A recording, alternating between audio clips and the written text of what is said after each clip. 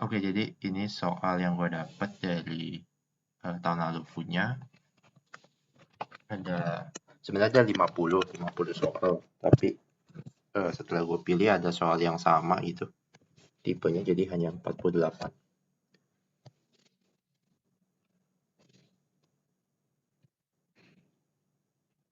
Oke, langsung aja ke nomor 1. Nomor 1 mana nih? Nah, nomor 1 itu dibilang pasien ini memenuhi kriteria klinis untuk diabetes tipe 2. Karakteristik ditandai dengan tingginya level A1C. Ya, A1C itu HbA1c 8,6%. Terus GDP, glukosa darah puasa 174.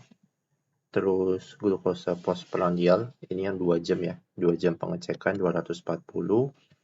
Terus dia tanya untuk mengatasi DM tipe 2 yang dimiliki pasien meresepkan obat oral ya. Obat oral yang tepat apa? Nah, kita lihat nih dari pilihannya.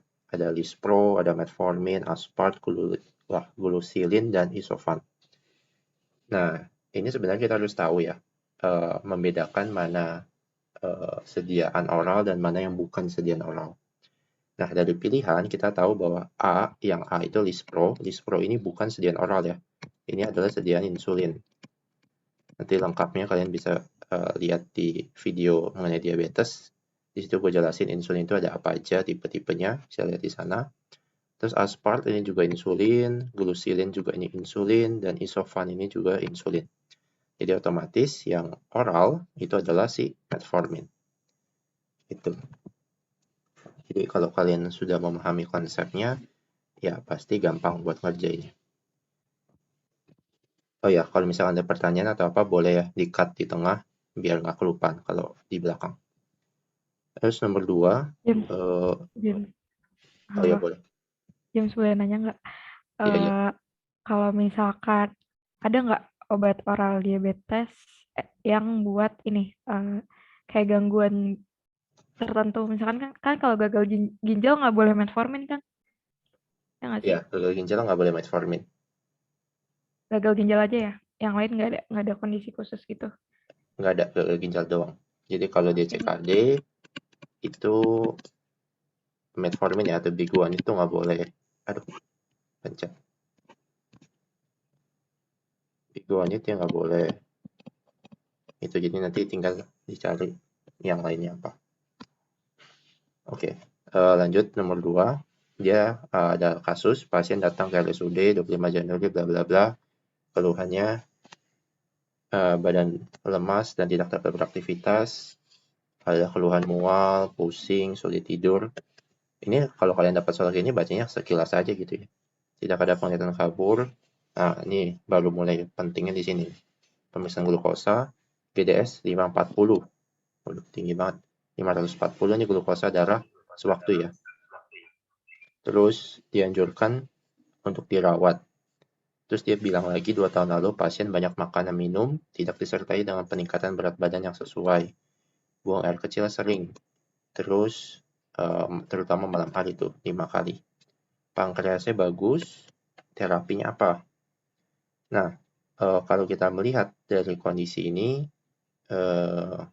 yang pertama adalah kita harus tahu dulu dia itu diabetes tipe apa nih? Tipe 1 atau tipe 2? Cara tahunya gimana? Nah, yang pertama kita bisa lihat bentar, ini adalah GDS, dari nilai GDS-nya 540, terus dibilang ini 2 tahun lalu pasien banyak makan dan minum. Nah, ini sebenarnya apa? Suatu habit ya atau kebiasaan gitu. Jadi karena lifestyle yang kurang bagus, jadi kita bisa asumsikan itu dia diabetes tipe 2. Terus ada ini, buang air kecil 5 kali, poliuria ya, salah satu indikator diabetes kan ada 3P, polifagia, polidipsia, poliuria. Terus dibilang pankreasnya berfungsi dengan baik. Nah, ini juga indikator baik buat kita tahu dia diabetes tipe berapa. Karena kalau diabetes tipe 1, pankreasnya itu, kalau tipe 1 ya, ini DM1, itu pankreasnya tidak berfungsi guys. Jadi dia nggak bisa menghasilkan insulin. Kenapa? Karena terserang oleh si autoimun. Ya, autoimunnya kalau mau lebih tahu HLL3 kalau nggak salah. Itu nanti kalian juga bisa gali lagi lebih dalam di video.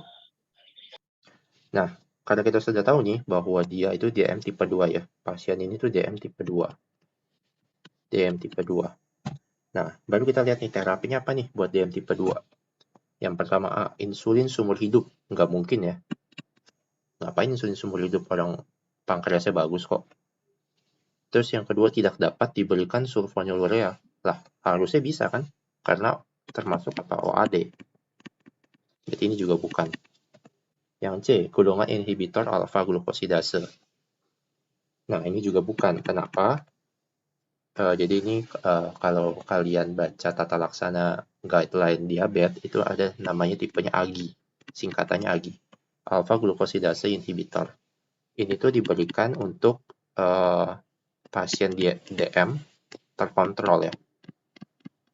DM terkontrol. Kenapa terkontrol? Karena dia sifat cara kerjanya nanti kita bahas ya. Cara kerjanya ada di soal-soal berikutnya. Intinya nih, AGI ini alpha glukosidase inhibitor itu dipakai buat DM yang terkontrol. Jadi ini nggak bisa dipakai sendirian gitu loh. Buat yang pasien ini, karena GDS-nya sudah tinggi banget nih, 540. Nah, pilihan D, insulin. Jika kadar glukosa menurun, dilanjutkan dengan sulfonylurea. Nah, ini tepat. Kenapa? Karena sesuai tata laksana juga, kalau GDS sudah sangat tinggi, ini kan 540, indikatornya udah tinggi banget ya. Kalau di HB1C ini mungkin sudah 8 atau 9. Jadi butuh insulin basal, terus kalau perbaikan, baru ganti pakai OAD-nya. Nah, ini yang E juga sama nih, kayak yang tadi, yang C. Ini juga enggak. Gitu. Jadi ini jawabannya adalah yang D. Oke. Kalau ada yang mau nanya, bisa langsung interupsi ya. Lanjut. 3. Kontrasepsi oral bisa menyebabkan lupa minum pil karena kesalahan personal. Apabila lupa minum pil 5 hari, yang harus dilakukan ini bisa lihat di PPT ya. Cek sendiri di PPT, ada persis jawabannya. Itu jawabannya yang ini, menggunakan strip obat baru. Jadi nanti di PPT kalian bisa lihat ada yang 2 hari, ada yang 3 hari telat, ada yang 5 hari atau lebih. Gitulah intinya. Oke, ada yang nanya, GDS glukosa darah sewaktu DM terkontrol itu, kalau kalian mau tahu indikatornya, saya tulis ini ya.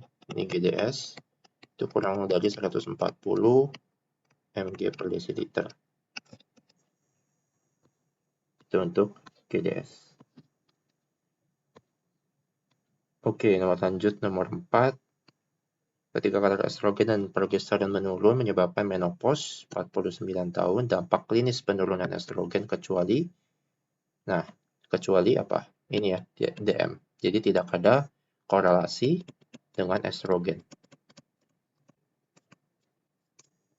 Untuk osteoporosis ada ya, karena estrogen itu akan menyebabkan apa? Demineralisasi tulang, di ini ya. Alzheimer iya, karena dia estrogen juga berpengaruh pada sistem syaraf. Libido pasti, urogenital juga ada ikut si estrogennya. Oke, lanjut. Fitoestrogen akhir-akhir ini banyak digunakan mengatasi kekurangan estrogen pada wanita menopause. Jenis metabolit sekunder yang dimanfaatkan ini maksudnya dari tanaman ya. Ini dari tanaman. Ini ke fitokim lagi nih. Yang bisa dimanfaatkan adalah flavonoid. Ya, jadi kalau sedikit gue jelasin kenapa flavonoid. Jadi, salah satu bagian dari TSH atau terapi suri hormon itu adalah kita sebut isoflavon ya. Jadi ternyata isoflavon ini bisa digunakan untuk kita bilangnya sebagai bridging medication, bridging med untuk orang-orang yang udah menopause. Karena biasanya orang-orang yang menopause itu kan estrogennya hilang nih. Estrogennya hilang, otomatis akan merasakan gejala klinis nih. Apa gejala klinis? Hot flush gitu ya. Atau emosi, ya orang sering marah-marah. Apalagi libido, apalagi psikis gitu lah ya. Nah, ini kan mengganggu nih. Nah, untuk bridging biar efek yang nggak parah gitu, kita pakai isoflavon. Nah, isoflavon ini adalah gugus fungsinya flavonoid. Itu di alam, isoflavonoid ini bisa ditemukan di mana? Kedelai. Produk kedelai. Produk kedelai apa aja? Susu. Ada ya susu kedelai. Tempe. Ya, makanan sejuta umat. Tahu juga. Ya, itu kaya akan kacang kedelai. Jadi ini adalah flavonoid. Oke, terus lanjut nomor 6. Salah satu penggunaan klinik hormon pengobatan penyakit bukan endokrin dengan merangsang atau menghambat respon endokrin yang berfungsi normal. Nah, ini yang ditanya maksudnya hormon itu ternyata bisa dipakai untuk mengobati penyakit tertentu, tapi yang bukan endokrin penyakitnya. Nah, di sini dikasih pilihannya, ada hipertensi, ada asma, ada gatal-gatal, ada juga ada hipertensi. Nah, kita lihat nih, hipertensi yang pertama diterapi dengan hormon antagonis mineral kortikoid. Yang kedua diterapi dengan hormon mineral kortikoid. Yang ketiga, asma diterapi dengan kalsitonin. Yang keempat, gatal-gatal diterapi dengan LH. Yang terakhir, hipertensi diterapi dengan insulin. Yang ini nggak mungkin ya, insulin nggak mungkin buat hipertensi. Gatal-gatal pakai LH. LH itu apa sih? Luteinizing hormone. Ini membuat hamil, buat menstruasi. Jadi bukan. Yang C, asma diterapi dengan hormon kalsitonin. Nggak mungkin juga. Kalsitonin itu kan apa? Buat menurunkan kadar kalsium kan dalam darah. Itu dari tiroid. Bukan juga. Nah, berarti pilihannya antara A sama B. Perbandingan tipis nih. Yang satu pakai antagonis, yang satu nggak ada antagonisnya. Nah, jawaban yang benar adalah yang antagonis. Kenapa antagonis? Jadi kita mesti tahu, mineral kortikoid itu apa sih produknya? Mineral kortikoid itu salah satu bagian dari ginjal ya. Jadi kalau ginjal kan ada glukokortikoid, ya satu lagi ada mineral kortikoid. Mineral kortikoid. Nah, mineral kortikoid ini produksinya apa? Namanya aldosteron. Aldosteron. Nah, nanti kalian bisa juga lihat di video hipertensi ya. Ini gue bahas tuntas gitu mengenai RAAS. Nanti hubungannya ke sini. Renin, angiotensin, aldosteron system. Jadi ini adalah salah satu sistem yang menginduksi hipertensi. Ya, jadi keberadaan si renin, keberadaan angiotensin, sama keberadaan aldosteron itu dapat menginduksi si hipertensi. Otomatis untuk mencegah hipertensi, menurunkan derajat hipertensi, kita pakai antagonisnya. Gitu. Jadi nanti ke sini jawabannya.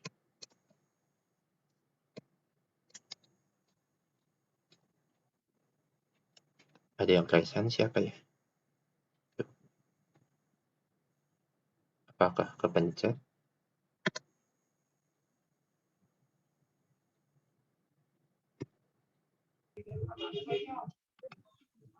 Oke, kepencet lagi.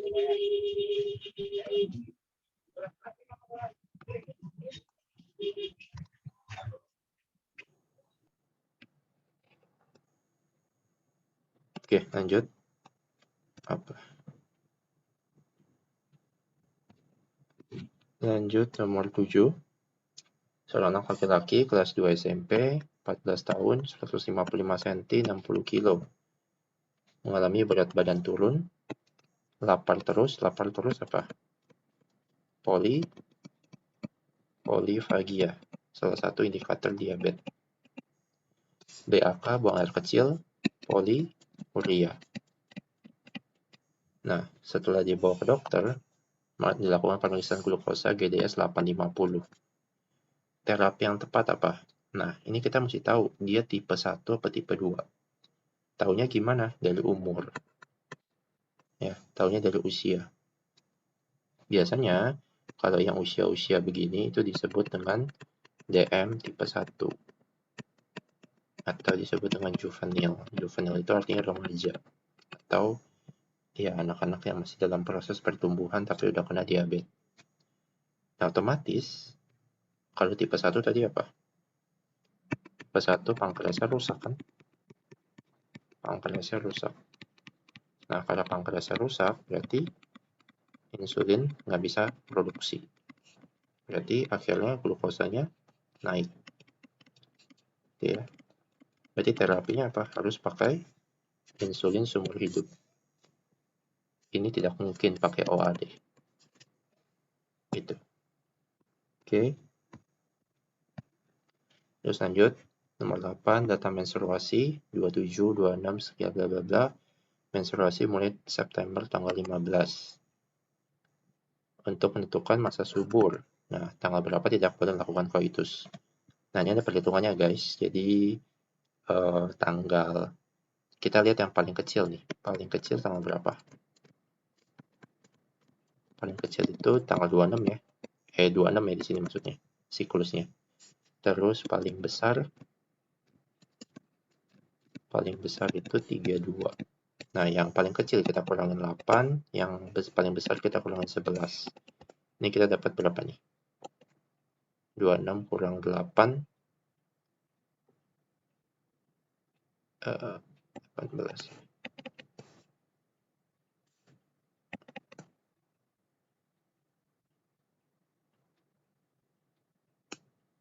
Bentar. Kok jadi dapat?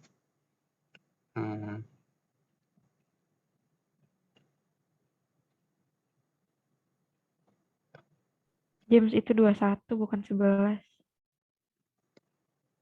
Apa ya? Oh iya 21 ya. Pansin tadi kayaknya gue dapat tapi gue lupa ngitungnya. 21. Ya itu 8 benar nggak? Apa 18 ya? 10.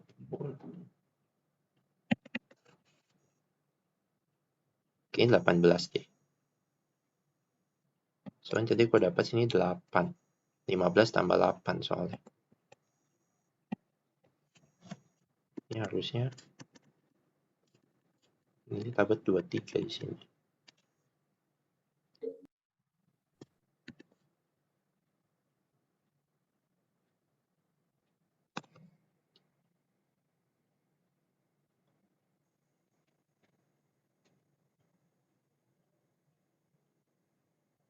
Oke lah, nomor 8 nanti dicek bareng-bareng deh. Gue juga lupa nih hitungannya. Harusnya tadi dapat. Oh, oke. Terpannya kurang 18 berarti tadi benar ya.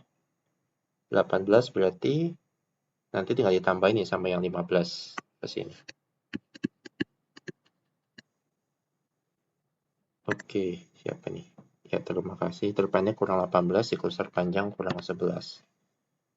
Terpanjang kurang 11. 11 berarti ini 20. 3 kurang 22, 20. 21, sorry. Nah, ini 15 tambah 8 kan 23. 23 kita dapat ke sini. Ya, jadi pilihannya adalah E. 23 September sampai tanggal 6 Oktober. Oke, gitu. Nah, terus yang nomor 9, di dalam tubuh, hormon dibebaskan menurut kebutuhan. Ya.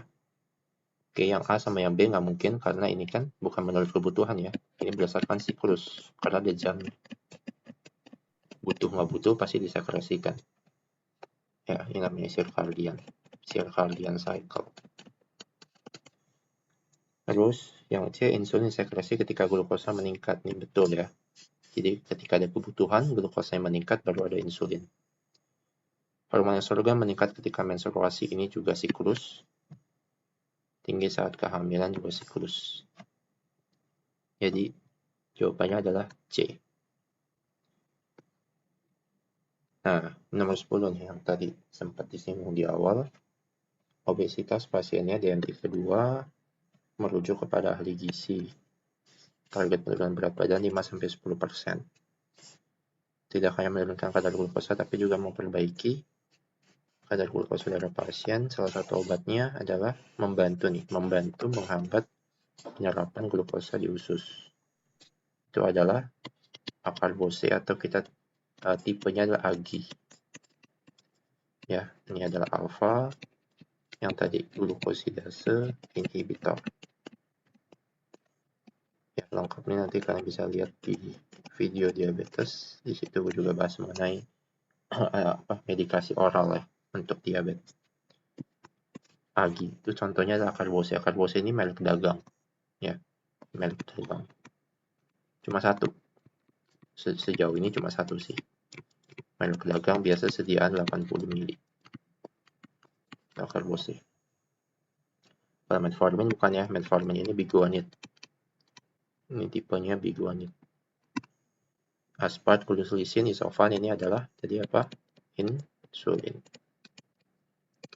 Itu. Jadi kalau udah ngerti begitu, gampang jawabnya, cepat. Nggak butuh pikir lama. Oke, lanjut nomor 11. Nomor 11.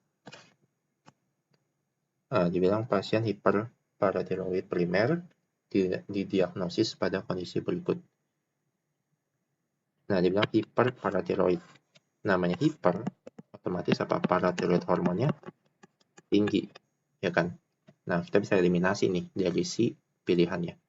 A nggak mungkin, C nggak mungkin. Ya, karena PTH-nya rendah, itu nggak mungkin. Karena namanya hiper. Berarti kemungkinannya apa? B, D, sama E. Nah, kita lihat lagi nih. Kalau hiperparatiroid, kira-kira kalsiumnya mungkin nggak normal. Nggak mungkin, berarti juga bukan. Karena PTH-nya aja nggak normal, masa kalsiumnya bisa normal? Ya, nggak mungkin kan? Nah, berarti antara dua nih. Antara kalsiumnya rendah atau kalsiumnya tinggi. Nah, kita mesti ngerti nih. Kalau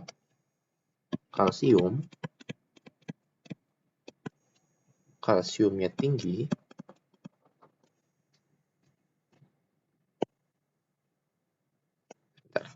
tinggi, ini berarti apa? Ada respon dari si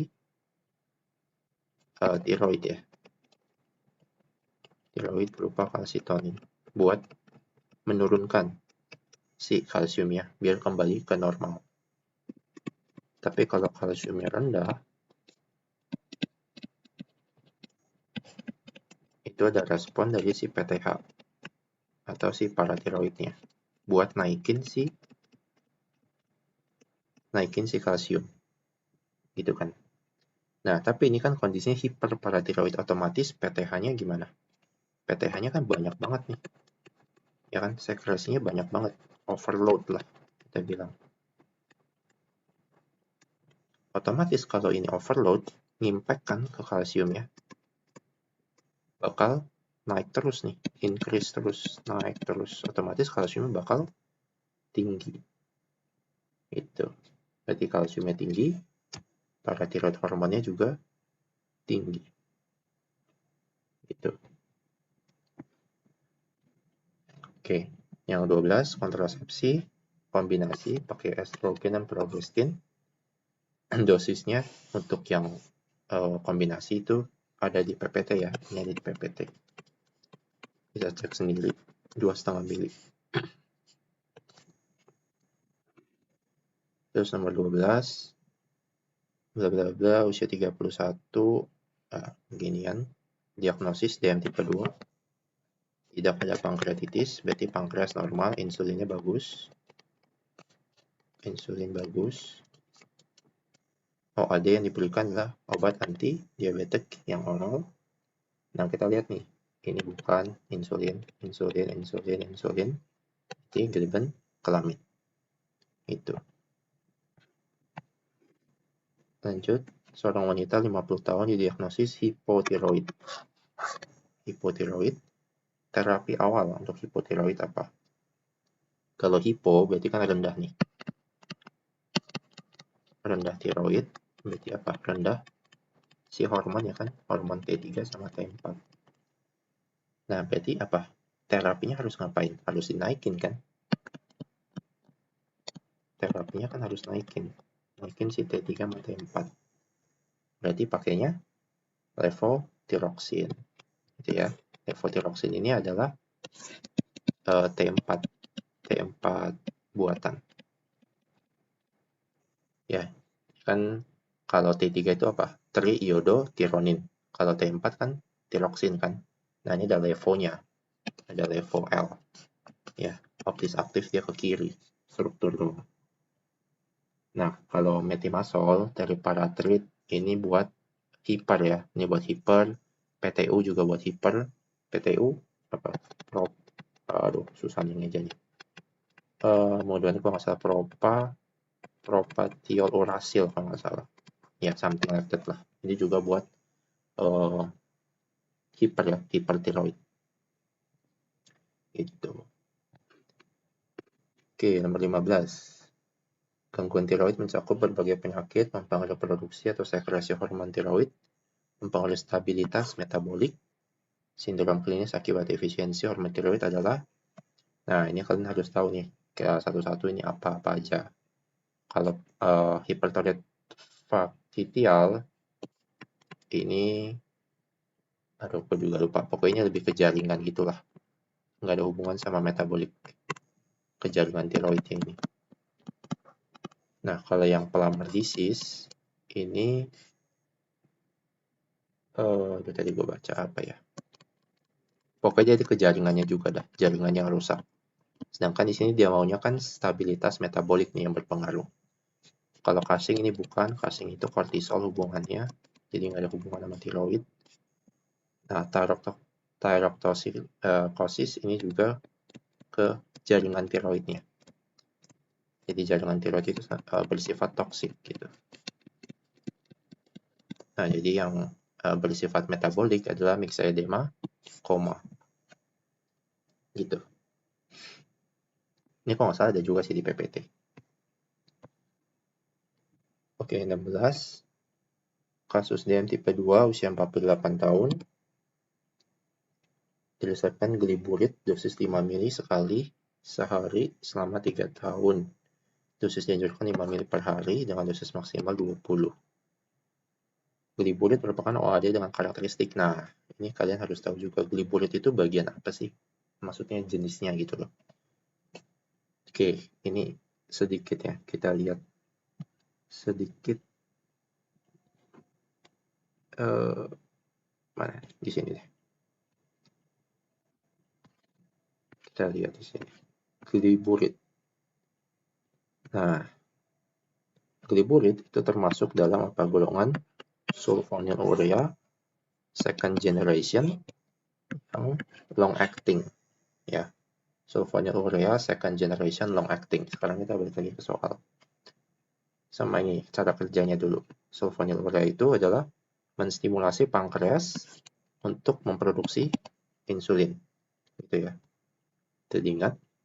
Sekarang kita balik lagi ke soal. Oke, kita lihat. Obat golongan sulfonylurea short acting. Bukan. Tadi kita lihat adalah long acting. Meningkatkan sensitivitas reseptor insulin. Bukan. Karena dia meningkatkan apa? Produksi insulin di pankreas. Ini bukan. Golongan bigonit. Tadi kita lihat di golongan sulfonylurea. Bukan. Merangsang sekresi insulin endogen. Benar dong. Karena tadi dibilang merangsang pankreas untuk menghasilkan insulin. Yang short acting nanti akan menimbulkan bukan juga. Gitu. Ya, jadi kalau udah tahu ininya gampang gitu. 17. NSAID. NSAID apa? Kalau kita sebutnya di Indonesia kan menjadi OAINS ya. Obat anti-inflamasi non-steroid ya. Non-steroid. Kalau yang steroid apa? Yang steroid misalkan kayak dexamethasone ya, kayak gitu-gitu. Itu yang steroid. Nah, NSAID atau OAINS itu ada yang sifatnya selektif dan non-selektif ya. Ada yang selektif dan ada yang non-selektif. Non-selektif maksudnya apa? Non-selektif artinya dia bisa menginhibisi atau menghambat COX-1 dan COX-2. COX itu apa sih? COX itu adalah enzim ya. COX itu adalah enzim. Kepanjangannya apa? Siklooksigenase. Jadi siklus oksigenase itu ada yang tipe 1 dan ada yang tipe 2. Nah, jadi obat antiinflamasi itu ada yang menghambat salah satu atau ada yang menghambat dua-duanya. Yang menghambat dua-duanya itu disebut non-selektif. Yang menghambat salah satu disebut selektif. Nah, sekarang yang mana aja yang selektif dan yang mana yang non-selektif? Yang selektif itu adalah yang akhirannya ip nih. Ip itu selektif. Ya, etroxycosib, selekosib itu selektif. Nah, ini juga ketorolak, yang lak-lak ini juga sifatnya selektif. Nah, yang non-selektif itu sebenarnya yang paling non-selektif itu ibuprofen ya. Ibuprofen itu paling non-selektif. Tapi kan di sini nggak ada nih ibuprofen. Ya, kita pilih second line-nya. Itu sih yang belakangnya kam-kam nih. Meloxicam, peroxicam. Nah, itu yang non-selektif. Tapi sebenarnya yang meloxicam, peroxicam itu punya kecenderungan selektivitasnya juga ke COX-2. Tapi karena di pilihan nggak ada, kita pilih meloxicam. Itu karena yang A, B, sama D, E ini udah fix. Dia fix selektif. Itu guys. Nah, terus nomor 18. Pasien 55 tahun, DM hiperglikemik GDS 420, tensi sekian, glukodek 2 kali sehari. Nah, kalian harus tahu nih, glukodek itu bukan zat aktif ya. Ini dia tricky banget, dia pakai nama dagang. Glukodek itu isinya adalah glikasid. Ya, glikasid. Glikasid itu bagian dari sulfonylurea. Ya, sulfonylurea. Itu kalian harus tahu dulu. Oke. 2 kali sehari hipertensi pakai diltiazem 30 ml sama captopril. Apa ini? Kok dipakai aspirin juga 100 ml. Nah, tapi kadar glukosa dibilang tetap 420. Kenapa nih? Padahal udah pakai glukodek nih. Pilihannya apa? Glukodek merupakan golongan sulfonylurea. Betul, tapi tidak menjawab pertanyaan. Pertanyaannya kenapa glukosa tetap 420? Pernyataannya benar, tapi tidak menjawab pertanyaan. Jadi ini salah. Glukodek diindikasikan untuk DM tipe 2 ringan. Enggak juga. Glukodek merangsang resistensi insulin. Enggak mungkin. Karena glukodek itu justru meningkatkan sensitivitas si insulin. Glukodek mengalami interaksi obat dengan diltiazem. Nah, ini jawabannya sebenarnya antara D sama E. Nah, ini kalian tadi sih gue cek ya. Gue cek ke drugs.com. Sama dikonfirmasi lagi ke Medscape. Ternyata golongan sulfonylurea itu punya interaksi sama captopril. Itu, jadi pilihannya adalah E. Itu. Jadi besok kalau misalkan ada obat lain yang ada interaksi gini, cek aja. Kalau nggak ada drugs.com, boleh konfirmasi ke Medscape. Oke, evaluasi TSH hipotiroid dilakukan secara ketat waktu yang dibutuhkan. Nah, untuk pemantauan terapi untuk TSH untuk hipotiroid itu adalah 4 sampai 6 minggu. Nah, 4 minggu itu kan berapa? 1 bulan kan? Jadi jawabannya 1 bulan. Kontraindikasi pengguna estrogen pada kondisi gastриtis enggak ada hubungan, menopause justru dianjurkan, infertil enggak juga, DM enggak, jadi kanker payudara. Oke, ini aku jelasin sedikit ya, kenapa kanker payudara. Karena pertanyaan ini bisa dimodifikasi ke mana-mana. Jadi kanker payudara itu, yaitu breast cancer BC, itu ada 3 penyebab. Ya, ini bisa keluar, bisa enggak, cuman kemungkinan ada. Breast cancer itu ada 3 penyebab. Yang pertama adalah kita sebut dengan ERPR positif. Yang kedua kita sebut dengan HER positif 3. Dan terakhir kita sebut dengan BRCA. Waduh, ini apa sih? Kok banyak huruf? Nah, ERPR positif itu artinya estrogen. Ya, itu sebenarnya singkatan estrogen progesteron positif. Kalau HER ini penyebabnya masih belum tahu. tapi dia tipenya ganas, kanker ganas. Kalau BRCA ini adalah genetik.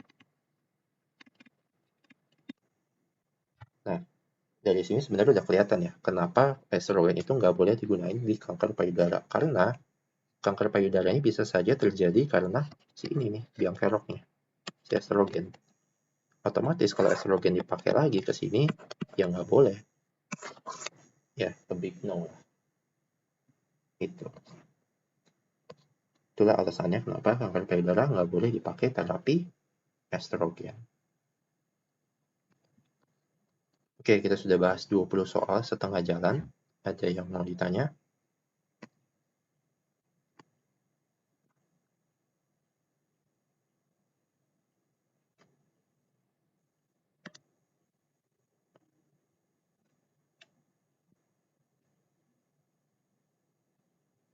Ada yang mau ditanya sampai situ?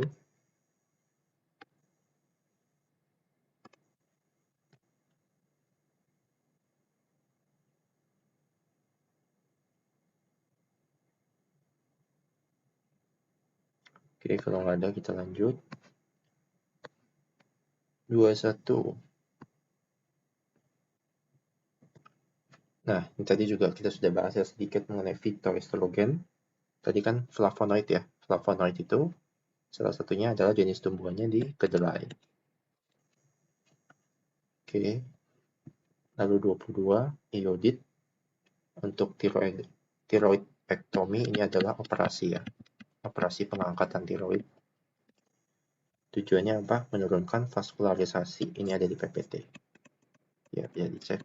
Ada di PPT untuk menurunkan vaskularisasi. Lalu berikutnya hiperparatiroid.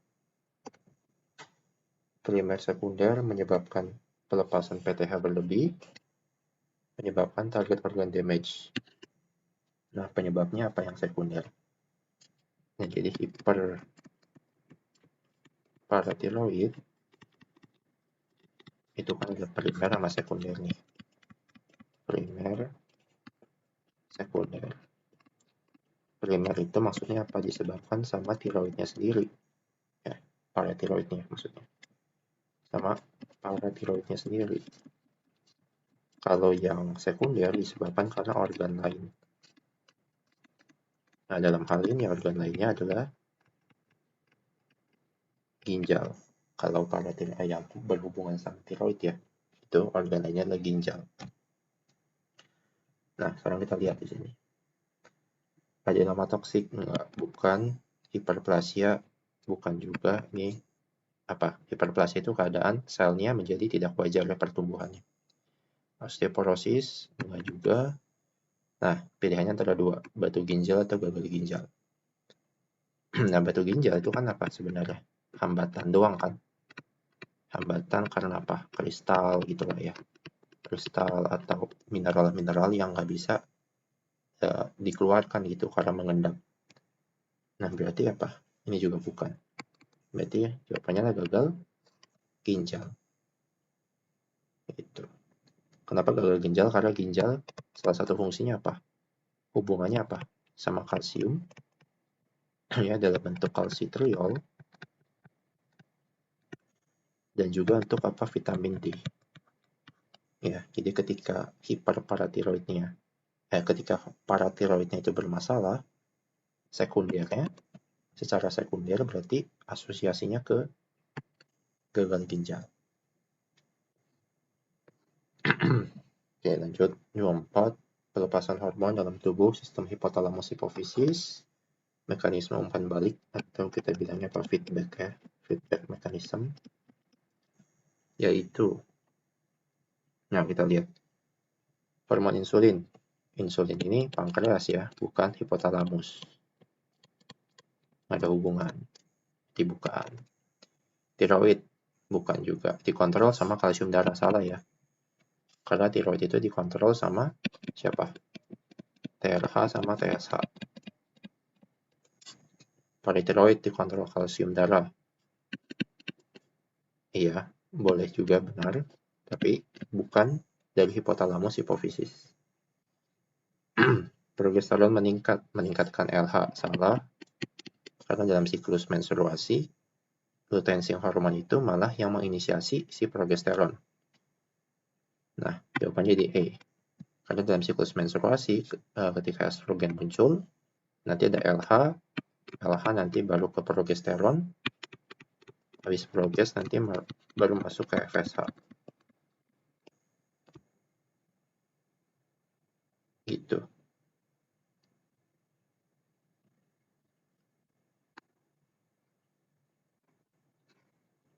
Sebentar, ada yang di chat siapa nih? Jangan di chat, gue soalnya biasa nggak baca, lagi share screen.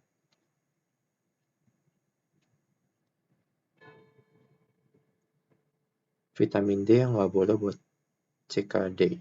Vitamin D ada 2 jenis. Oh, kalau jenisnya gue belum tahu ya. Yang nggak boleh buat CKD itu vitamin D yang mana? Mungkin nanti bisa dicari.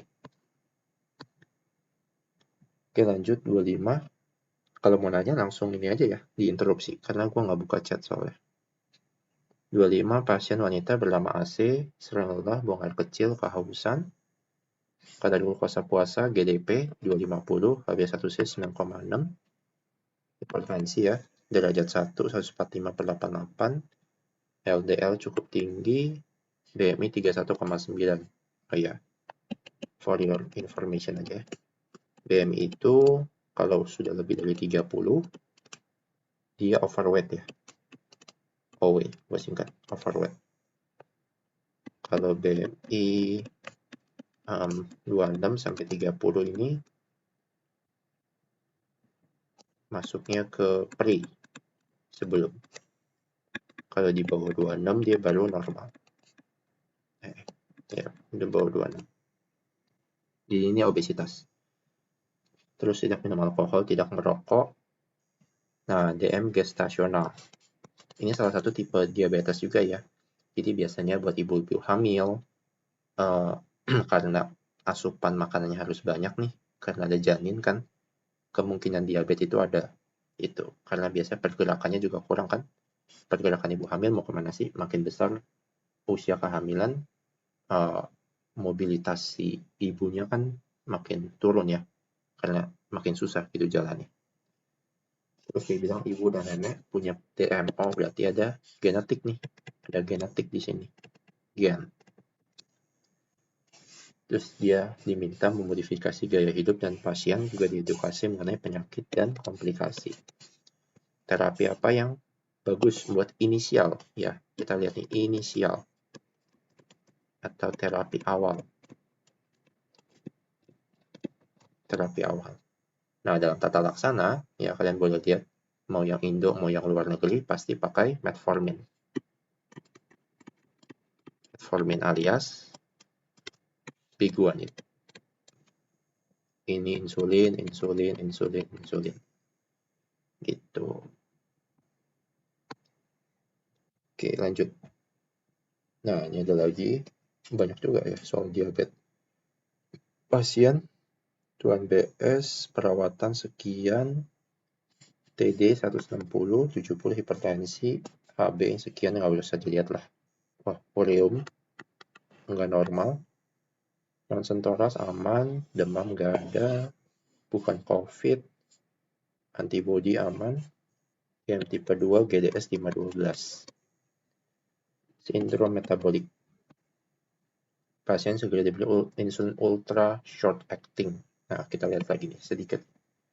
Kita lihat sedikit di sini.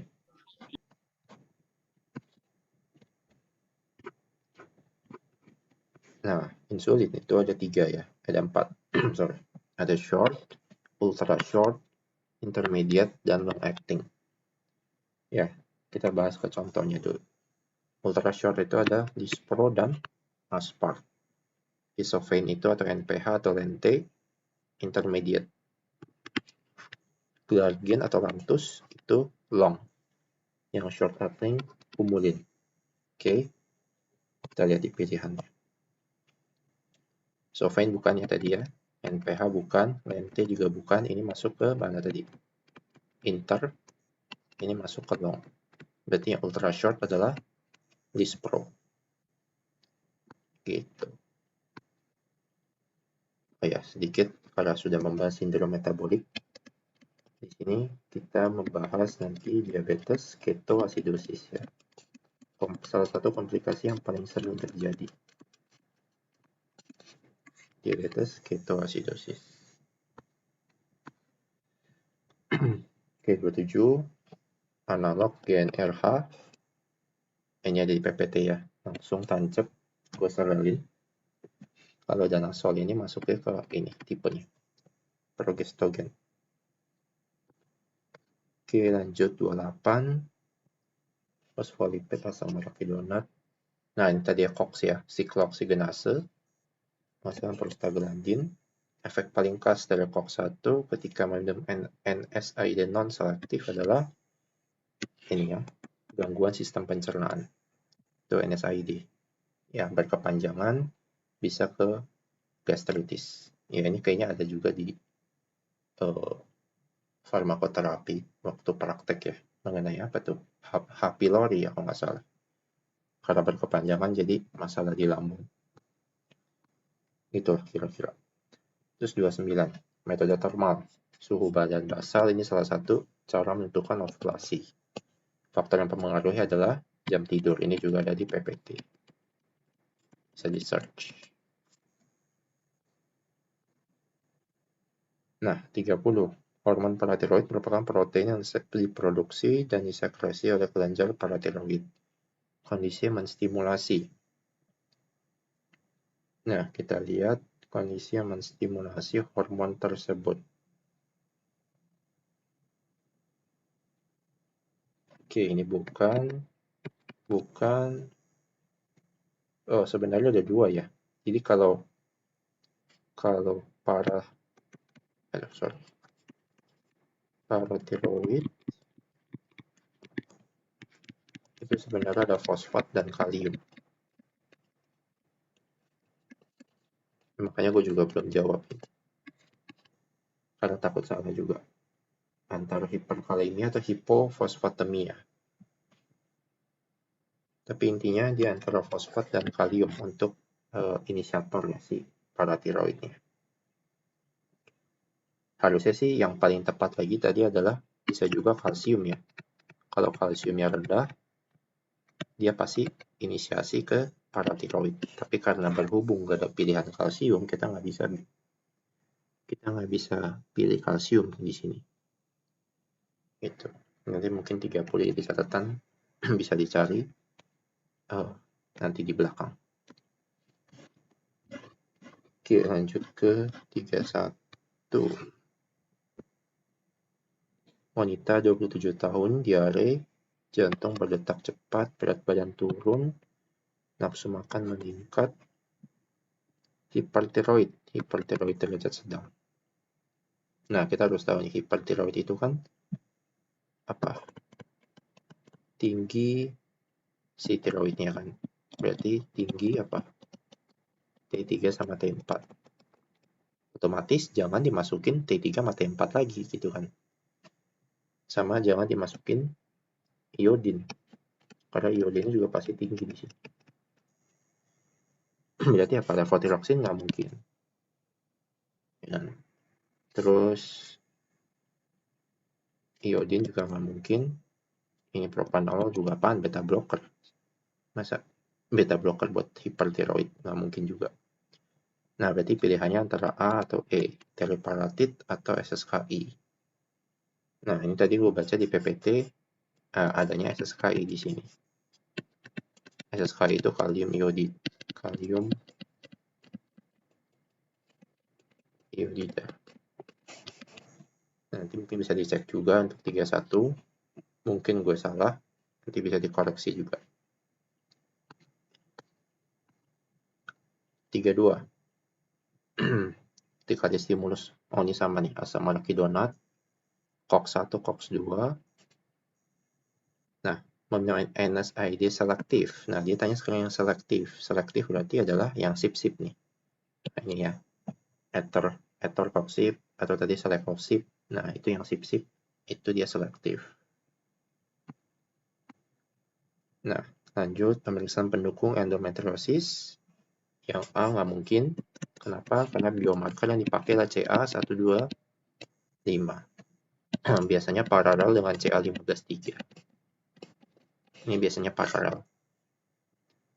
Menstruasi yang teratur enggak, diseminornya infertilitas berarti pakai MRI.